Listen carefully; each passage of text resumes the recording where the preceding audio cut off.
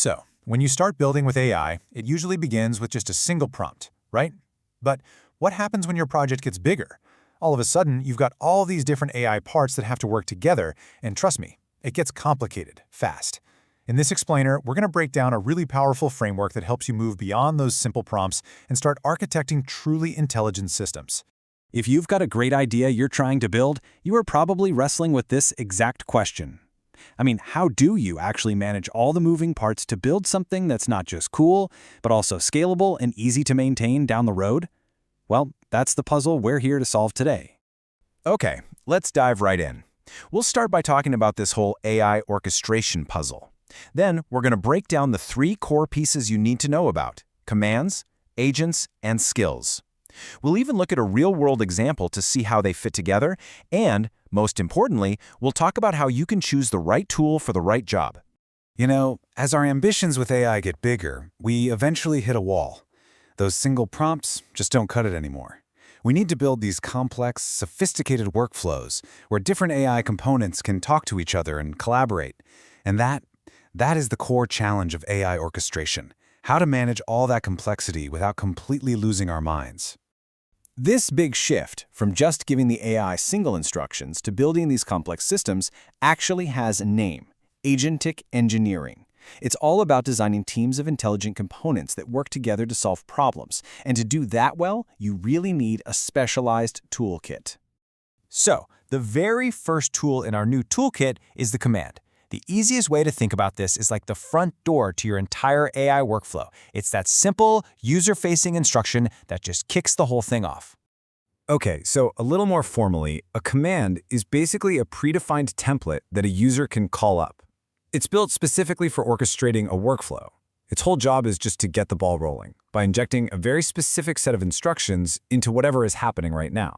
And this is what makes the whole concept so practical. You can see it right here. A command isn't some abstract, floating idea. No, it's literally just a markdown file living inside a specific folder, .claude/commands. This simple file-based system is absolutely key to making your workflows easy to manage. All right, so let's move on to the next tool and see how this whole thing built. Once a command starts a workflow, it usually needs to hand off the actual task to an independent worker, and that worker is the agent. The source material calls these sub-agents, and their absolute defining feature is that they are autonomous and work in an isolated context. This is huge.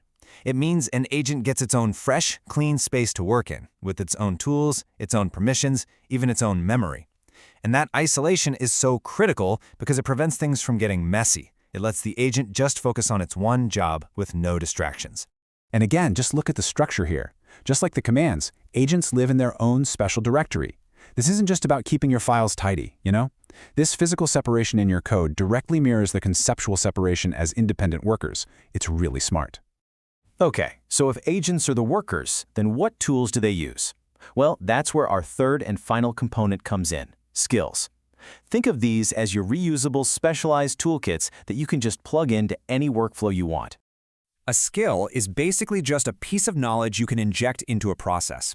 The key difference from an agent is that it doesn't get its own isolated world. Instead, it gets brought into an existing context to add a specific capability.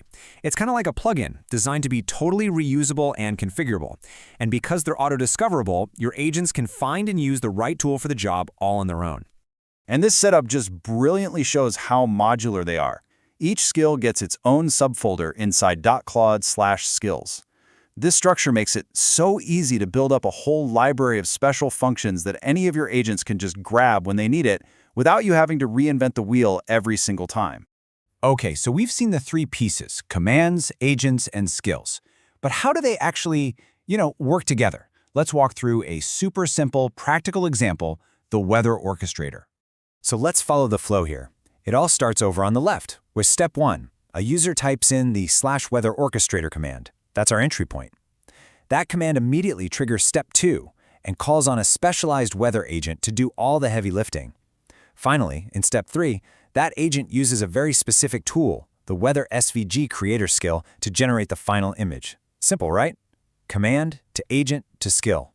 So, the really crucial point here is how each component has a super clearly defined role. The command is all about user interaction. The agent acts like the project manager, going out and fetching the data. And the skill? That's the specialist, the graphic designer in this case, that creates the final product. Each part does one thing, and it does it really well. This clean separation of jobs leads us straight to the most important question for any developer using this kind of framework. How do you actually decide which component to build for any given task?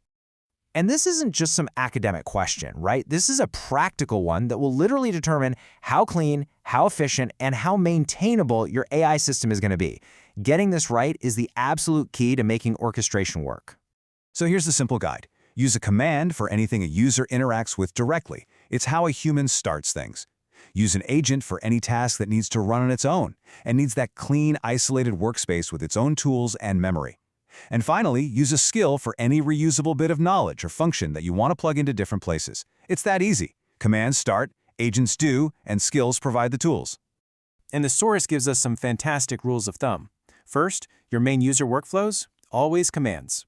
Then, create specific agents for different features and preload them with only the skills they need.